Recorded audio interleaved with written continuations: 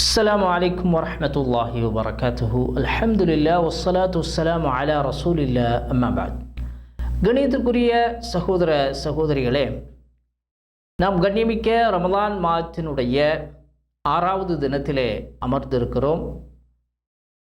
இந்த தினத்திலே நாம் தொடராக நபிகள் நாயகம் ஸல்லல்லாஹு அலைஹி வஸல்லம் அவர்களுடைய வழிகாட்டுதல்கள் என்ற தலைப்பிலே செய்திகளை பார்த்து வருகிறோம்.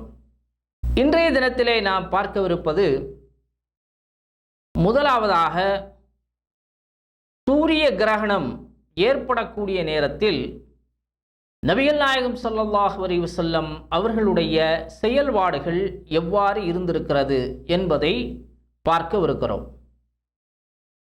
முதலாவதாக நபிகள் நாயகம் ஸல்லல்லாஹு அலைஹி வஸல்லம் அவர்கள் சூரிய கிரகணம் ஏற்படக்கூடிய நேரத்திலே தங்களுடைய மேல் துண்டை இழுத்து கொண்டு பீதியான நிலையில் பயத்தோடு ரசூல் ஸல்லல்லாஹு அலைஹி வஸல்லம் அவர்கள் பள்ளிவாசலை நோக்கி விரைந்து வருவார்கள். பள்ளிவாசலிலே வந்து 2 ரக்காத்துகளை தொழக்கூடியவர்களாக நபிகள் நாயகம் ஸல்லல்லாஹு அலைஹி வஸல்லம் அவர்கள் இருந்திருக்கிறார்கள். இந்த கிரகண தொழுகையினுடைய முதல் ரக்காத்திலே நபிகள் நாயகம் ஸல்லல்லாஹு அலைஹி வஸல்லம் அவர்கள் சூரத்துல் ஃபாத்திஹாவையும் அதனைத் தொடர்ந்து நீளமான ஒரு சூறாவையும் நபிகள் நாயகம் ஸல்லல்லாஹு அலைஹி வஸல்லம் அவர்கள் ஓதுவார்கள். இதனுடைய குர்ஆன் கிராத்தை பொறுத்த வரைக்கும் சப்தமிட்டு ஓதக்கூடியவர்களாக ரசூல் ஸல்லல்லாஹு அலைஹி வஸல்லம் அவர்கள் இருந்திருக்கிறார்கள். அதற்கு பிறகு நபிகள் நாயகம் ஸல்லல்லாஹு அலைஹி வஸல்லம் அவர்கள் ருக்கு செய்வார்கள். அதிலே நீண்ட நேரம் நின்று கொண்டிருப்பார்கள். பின்னர் ருக்குவிலே இருந்து எழுவார்கள். அந்த நிலையில் நீண்ட நேரம் நபிகள் நாயகம் ஸல்லல்லாஹு அலைஹி வஸல்லம் அவர்கள் நின்று கொண்டிருப்பார்கள். அப்போ இது நபிகள் நாயகம் ஸல்லல்லாஹு அலைஹி வஸல்லம் உடைய கிரகண தொழுகையாக இருந்திருக்கிறது. அதாவது நபிகள் நாயகம் ஸல்லல்லாஹு அலைஹி வஸல்லம் முதலிலே சூரத்துல் ஃபாத்திஹாவை ஓதி நீண்ட நேரம் என்ன செய்வார்கள், ஒரு மிகப்பெரிய சூறாவை ஓதுவார்கள். அதற்கடுத்து ருக்குவுக்கு செல்வார்கள். ருக்குவிலே நீண்ட நேரம் இருப்பார்கள். மறுபடியும் என்ன செய்வாங்க, எழுந்திருப்பார்கள். நீண்ட நேரம் நின்று மறுபடியும் நபிகள் நாயகம் ஸல்லல்லாஹு அலைஹி வஸல்லம் அவர்கள் ஓதக்கூடியவர்களாக இருந்திருக்கிறார்கள். அதற்கு பிறகு நபிகள் நாயகம் ஸல்லல்லாஹு அலைஹி வஸல்லம் அவர்கள் மீண்டும் ருக்கு செய்யக்கூடியவர்களாக இருக்கிறாங்க. அப்போ இந்த கிரகண தொழுகையிலே 2 ருக்குகளை கொண்ட தொழுகையாக ரசூல் ஸல்லல்லாஹு அலைஹி வஸல்லம் தொழுதிருக்கிறார்கள். ஒவ்வொரு ருக்குவில் இருந்து எழும்போதும் நபிகள் நாயகம் ஸல்லல்லாஹு அலைஹி வஸல்லம் சமி அல்லாஹு லிமன் ஹமிதா ரப்பனா வலக்கல் ஹம்த் என்று சொல்லி கூறக்கூடியவர்களாக இருந்திருக்கிறார்கள். அப்போ இது நபிகள் நாயகம் ஸல்லல்லாஹு அலைஹி வஸல்லம் உடைய கிரகண தொழுகையினுடைய ருக்குவின் நிலையாக இருந்திருக்கிறது. 2வது ருக்குவில் இருந்து எழுந்ததற்கு பிறகு நபிகள் நாயகம் ஸல்லல்லாஹு அலைஹி வஸல்லம் அவர்கள் சஜ்தாவிற்கு செல்லக்கூடியவர்களாக இருந்திருக்கிறார்கள். அந்த சஜ்தாவிலும் ரசூல் ஸல்லல்லாஹு அலைஹி வஸல்லம் அவர்கள் நீண்ட நேரம் சஜ்தாவிலே இருக்கக்கூடியவர்களாக இருந்திருக்கிறார்கள். முதல் சஜ்தாவில் இருந்து எழுந்து அமர்ந்திருக்கிறார்கள் நபிகள் நாயகம் ஸல்லல்லாஹு அலைஹி வஸல்லம். அதற்கு பிறகு 2வது சஜ்தாவிற்கு செல்வார்கள். அந்த சஜ்தாவும் நீளமான சஜ்தாவாக இருக்கும். அதற்கு பிறகு நபிகள் நாயகம் ஸல்லல்லாஹு அலைஹி வஸல்லம் அவர்கள் 2வது ரக்காத்தை தொழுவதற்காக எழுந்து நிற்பார்கள். இந்த 2வது ரக்காத்திலேயும் ரசூல் ஸல்லல்லாஹு அலைஹி வஸல்லம் அவர்கள் 2 ருக்குகள் செய்வார்கள். முதல் ருக்குவிற்கு முன்னால் ரசூல் ஸல்லல்லாஹு அலைஹி வஸல்லம் நீண்ட நேரம் ஓதக்கூடியவர்களாக இருந்திருக்கிறார்கள். 2வது ருக்குவுக்கு பிறகு ரசூல் ஸல்லல்லாஹு அலைஹி வஸல்லம் அவர்கள் ஓதக்கூடியவர்களாக இல்லை, உடனே சஜ்ஜாக்கு போயிட்டாங்க. அதாவது ஃபர்ஸ்ட் ரக்காத்து எப்படி நிறைவேற்றினார்களோ அதே போன்று முதல் ருக்குவுக்கு முன்னால் நபிகள் நாயகம் ஸல்லல்லாஹு அலைஹி வஸல்லம் அவர்கள் ஓதியிருக்கிறார்கள். முதல் ருக்குவுக்கு பின்னால் நபிகள் நாயகம் ஸல்லல்லாஹு அலைஹி வஸல்லம் நீண்ட நேரம் ஓதியிருக்கிறார்கள். 2வது ருக்குவிற்கு பிறகு ரசூல் ஸல்லல்லாஹு அலைஹி வஸல்லம் என்ன செய்யல, நீண்ட நேரம் ஓதக்கூடியவர்களாக இல்லை, உடனடியாக சஜ்தாவிற்கு செல்லக்கூடியவர்களாக இருந்திருக்கிறார்கள். இதுதான் நபிகள் நாயகம் ஸல்லல்லாஹு அலைஹி வஸல்லம் உடைய கிரகண தொழுகையினுடைய நிலையாக இருந்திருக்கிறது. இந்த தொழுகையை முடித்ததற்கு பிறகு நபிகள் நாயகம் ஸல்லல்லாஹு அலைஹி வஸல்லம் அவர்கள் மக்களுக்கு சில கருத்தான விஷயங்களை, நற்காரியங்களை, பாவமன்னிப்பு தேடக்கூடிய விஷயங்களை பயான் செய்யக்கூடியவர்களாக, அவர்கள் மக்களுக்கு உரை நிகழ்த்தக்கூடியவர்களாக இருந்திருக்கிறார்கள் என்பதையும் நாம் கவனத்திலே கொள்ள வேண்டும். இந்த நிலையில் நபிகள் நாயகம் ஸல்லல்லாஹு அலைஹி வஸல்லம் அவர்கள் இத்தகைய நிலையை சூரிய கிரகணம் ஏற்படக்கூடிய நேரத்திலே பின்பற்றி வந்திருக்கிறார்கள். அடுத்ததாக கிரகணம் ஏற்படக்கூடிய நேரத்தில் நபிகள் நாயகம் ஸல்லல்லாஹு அலைஹி வஸல்லம் அவர்கள் அல்லாஹுவை அதிகமாக திக்ரு செய்யும்படியும், தொழுகையிலே ஈடுபடும்படியும், துஆவை அல்லாஹ்விடத்திலே அதிகமாக துஆவும் இஸ்திக்ஃபாரும் செய்யும்படி நபிகள் நாயகம் ஸல்லல்லாஹு அலைஹி வஸல்லம் அவர்கள் மக்களுக்கு கட்டளையிட்டிருக்கிறார்கள். அதே போன்று நபிகள் நாயகம் ஸல்லல்லாஹு அலைஹி வஸல்லம் அவர்கள் இந்த கிரகணம் ஏற்படக்கூடிய நேரத்தில் சதகா செய்யுமாறு மக்களுக்கு என்ன செஞ்சிருக்கிறாங்க? அறிவுரை வழங்கியிருக்கிறார்கள். அதே போன்று அடிமைகளை உரிமை விடும்படியும் ரசூல் ஸல்லல்லாஹு அலைஹி வஸல்லம் செஞ்சிருக்கிறாங்க, மக்களுக்கு ஏவி இருக்கிறார்கள். இதெல்லாம் ரசூல் ஸல்லல்லாஹு அலைஹி வஸல்லம் அவர்கள் சூரிய கிரகணம் ஏற்படக்கூடிய நேரத்தில் செய்த செயல்பாடுகளாக நமக்கு ஹதீஸ்களின் மூலம் காண கிடைக்கிறது. அடுத்ததாக நபிகள் நாயகம் ஸல்லல்லாஹு அலைஹி வஸல்லம் அவர்கள் மழை தேவைப்படக்கூடிய நேரத்தில் என்னென்ன நடவடிக்கைகளை ரசூல் ஸல்லல்லாஹு அலைஹி வஸல்லம் அவர்கள் மேற்கொண்டு இருக்கிறார்கள்? மழை தேவை ஏற்படும் பட்சத்தில் ரசூல் ஸல்லல்லாஹு அலைஹி வஸல்லம் அவர்கள் மழைக்காக வேண்டி ஜும்மா தினத்திலே குத்பா நிகழ்த்தக்கூடியவர்களாக இருந்தால் அந்த குத்பாவிலே ரசூல் ஸல்லல்லாஹு அலைஹி வஸல்லம் அவர்கள் மழைக்காக பிரார்த்தனை செய்யக்கூடியவர்களாக இருந்திருக்கிறார்கள். ஜும்மா அல்லாத காலங்களிலும் நபிகள் நாயகம் ஸல்லல்லாஹு அலைஹி வஸல்லம் அவர்கள் மிம்பரிலே என்ன செய்திருக்கிறார்கள்? மழை வேண்டி அல்லாஹ்விடத்திலே பிரார்த்தனை செய்யக்கூடியவர்களாக இருந்திருக்கிறார்கள். ஒரு முறை நபிகள் நாயகம் ஸல்லல்லாஹு அலைஹி வஸல்லம் அவர்கள் பள்ளிவாசலிலே அமர்ந்திருந்தவாறே தங்களுடைய இரு கைகளையும் என்ன செஞ்சிருக்கிறாங்க? வானத்தை நோக்கி உயர்த்தி அல்லாஹ்விடத்திலே துஆ செய்யக்கூடியவர்களாக ரசூல் ஸல்லல்லாஹு அலைஹி வஸல்லம் உடைய செயல்பாடு இருந்திருக்கிறது. அப்ப இத்தகைய நிலைகளில் எல்லாம் மழை தேவைப்படும் பட்சத்தில் ரசூல் ஸல்லல்லாஹு அலைஹி வஸல்லம் அவர்கள் அல்லாஹ்விடத்திலே பிரார்த்தனை செய்யக்கூடியவர்களாக இருந்திருக்கிறார்கள் என்பதை நாம் கவனத்திலே கொள்ள வேண்டும். அதே போன்று நபிகள் நாயகம் ஸல்லல்லாஹு அலைஹி வஸல்லம் அவர்கள் அல்லாஹ்விடத்திலே மழை வேண்டி துஆ செய்யக்கூடிய நேரத்திலே அல்லாஹும்ம ஸ்கி இபாதக வ பஹாயிமக வன்ஷுர் ரஹ்மதக வ அஹ்யி பலதகல் மௌத் அல்லாஹும்ம ஸ்கினா கைஸம் முகீஸா மரீஅன் நாஃபிஅ கைர வாரின் ஆஜிலன் கைர ஆஜில் என்று சொல்லக்கூடிய இந்த துஆவை ரசூல் ஸல்லல்லாஹு அலைஹி வஸல்லம் அவர்கள் செய்திருக்கிறார்கள். இது மழைக்காக ரசூல் ஸல்லல்லாஹு அலைஹி வஸல்லம் அவர்கள் பிரார்த்தித்த துஆவாக இருக்கிறது. இதில் என்ன பொருள் பொதிந்திருக்கிறது?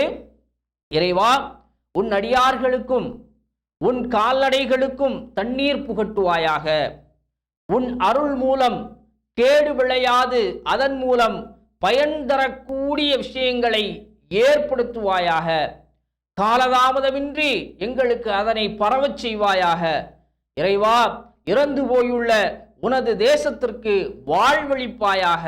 இறைவா, நமக்கு தாராளமாக மழையை பொழியச் செய்வாயாக என்று சொல்லி நபிகள் நாயகம் ஸல்லல்லாஹு அலைஹி வஸல்லம் அவர்கள் அல்லாஹ்விடத்திலே மழையை வேண்டி பிரார்த்தனை செய்யக்கூடியவர்களாக இருந்திருக்கிறார்கள் என்பதையும் நாம் கவனத்திலே கொள்ள வேண்டும்.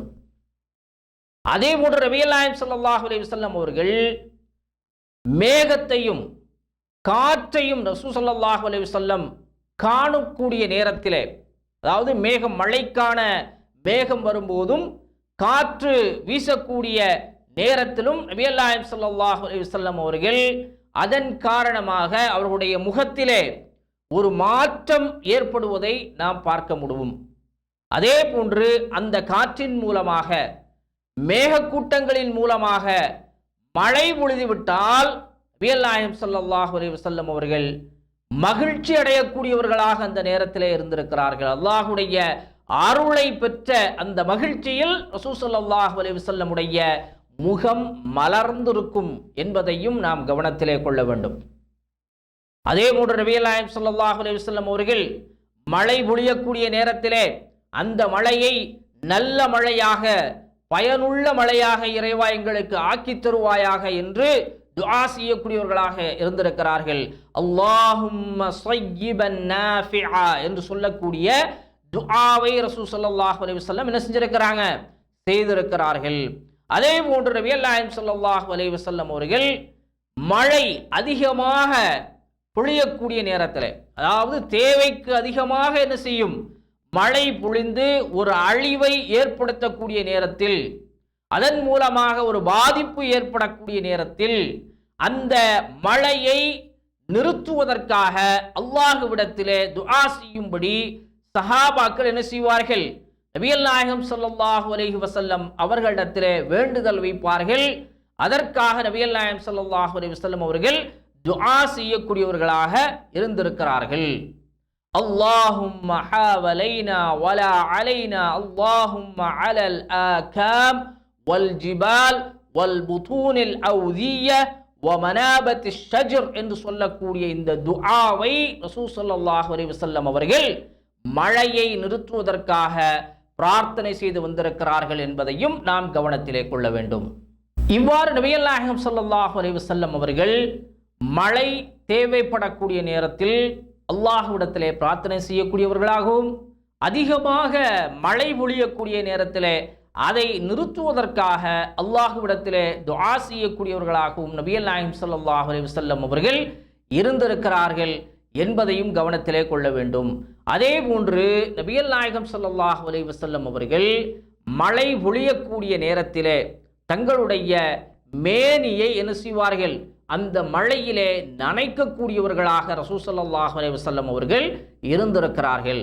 இவ்வாறு செய்யக்கூடிய பழக்கம் ரசூல் ஸல்லல்லாஹு அலைஹி வஸல்லம் அவர்களிடத்திலே இருந்ததை கண்ட சஹாபாக்கள் ரசூல் ஸல்லல்லாஹு அலைஹி வஸல்லம் இடத்திலே கேட்கிறார்கள், யா ரசூலுல்லாஹ், நீங்கள் ஏன் இவ்வாறு மழை பொழியக்கூடிய நேரத்திலே உங்களுடைய உடலிலே ஏந்திக் கொள்கிறீர்களே, என்ன காரணம் என்று கேட்கக்கூடிய நேரத்தில் ரசூல் ஸல்லல்லாஹு அலைஹி வஸல்லம் அவர்கள் முதலிலே பெய்யக்கூடிய மழையில் அல்லாஹ்வுடைய பரக்கத் இருக்கிறது, அதை நான் என்னுடைய மேனியிலே தாங்கிக் கொள்கிறேன் என்று சொல்லி ரசூல் ஸல்லல்லாஹு அலைஹி வஸல்லம் பதிலளித்ததாக சஹாபாக்கள் நமக்கு தெரிவிக்கிறார்கள். இப்படி ரசூல் ஸல்லல்லாஹு அலைஹி வஸல்லம் அவர்கள் அல்லாஹ்வுடைய மழையின் மூலமாக மகிழ்ச்சியையும் ரஹ்மத்தையும் பெற்றிருக்கிறார்கள். அதே போன்று இத்தகைய நிலைகளில் ரசூல் ஸல்லல்லாஹு அலைஹி வஸல்லம் உடைய செயல்பாடுகள் இருந்திருக்கிறது என்பதையும் நாம் கவனத்திலே கொள்ள வேண்டும். அடுத்ததாக நபிகள் நாயகம் ஸல்லல்லாஹு அலைஹி வஸல்லம் அவர்கள் அச்ச நிலை ஏற்படக்கூடிய நேரங்களில் எவ்வாறு தங்களுடைய தொழுகையை நிறைவேற்றி இருக்கிறார்கள். இந்த அச்ச காலத்தில் தொழக்கூடிய தொழுகையை பொறுத்த வரைக்கும் நபிகள் நாயகம் ஸல்லல்லாஹு அலைஹி வஸல்லம் அவர்கள் பல்வேறு விதமாக தொழுதிருக்கிறார்கள். அதிலே முதலாவதாக ரசூல் ஸல்லல்லாஹு அலைஹி வஸல்லம் அவர்கள் தொழக்கூடிய முறை எப்படி என்று சொன்னால், ரசூல் ஸல்லல்லாஹு அலைஹி வஸல்லம் அவர்கள் கிப்லா திசையை நோக்கி தொழக்கூடியவர்களாக இருப்பார்கள். அந்த கிப்லா திசையில் எதிரிகள் இருப்பார்களே ஆனால், கிப்லா திசையில் அதாவது தொழக்கூடிய திசையில எதிரிகள் இருக்கும் பட்சத்தில் நபிகள் நாயகம் ஸல்லல்லாஹு அலைஹி வஸல்லம் அவர்கள் என்ன செய்வார்கள், தங்களுடைய அந்த படையை இரண்டு வரிசையாக என்ன செய்வார்கள், பிரிப்பார்கள். இந்த இரண்டு வரிசையிலே பிரித்து ரசூல் ஸல்லல்லாஹு அலைஹி வஸல்லம் அவர்கள் தக்பீர் தஹ்ரீமா சொல்லுவார்கள், தக்பீர் கட்டுவார்கள். அப்பொழுது இரண்டு வரிசையிலே இருக்கக்கூடியவர்களும் என்ன செய்வார்கள், அல்லாஹ் அக்பர் என்று சொல்லி தக்பீர் கட்டி கொள்வார்கள். அதற்கு பிறகு நபிகள் நாயகம் ஸல்லல்லாஹு அலைஹி வஸல்லம் அவர்கள் ருக்கு செல்லக்கூடிய நேரத்திலே இரண்டு வரிசையில் இருக்கக்கூடியவர்களும் என்ன செய்வார்கள், ருக்கு செய்யக்கூடியவர்களாக இருப்பார்கள். அதற்கு பிறகு ருக்குவிலே இருந்து எழுந்து நபிகள் நாயகம் ஸல்லல்லாஹு அலைஹி வஸல்லம் அவர்கள் சஜ்தாவிற்கு செல்லக்கூடிய நேரத்தில் முதல் வரிசையில் இருக்கக்கூடியவர்கள் மட்டும் என்ன செய்வார்கள், சஜ்தாவிற்கு செல்லுவார்கள். இரண்டாவது வரிசையிலே நிற்கக்கூடியவர்கள் அப்படியே எதிரிகளை நோக்கியவாறு தொழுகையிலே என்ன செய்வார்கள், நின்று கொண்டு இருப்பார்கள். நபிகள் நாயகம் ஸல்லல்லாஹு அலைஹி வஸல்லம் அவர்கள் முதல் ரக்காயத்தை முடித்துவிட்டு இரண்டாம் ரக்காயத்திற்காக எழுந்து நிற்கக்கூடிய நேரத்திலே இரண்டாவது சஃபிலே இருக்கக்கூடியவர்கள் இரண்டு சஜ்தாக்களையும் நிறைவேற்றுவார்கள். ஏன்னா அவங்க ருக்கு வரைக்கும் போயிருக்கிறாங்க.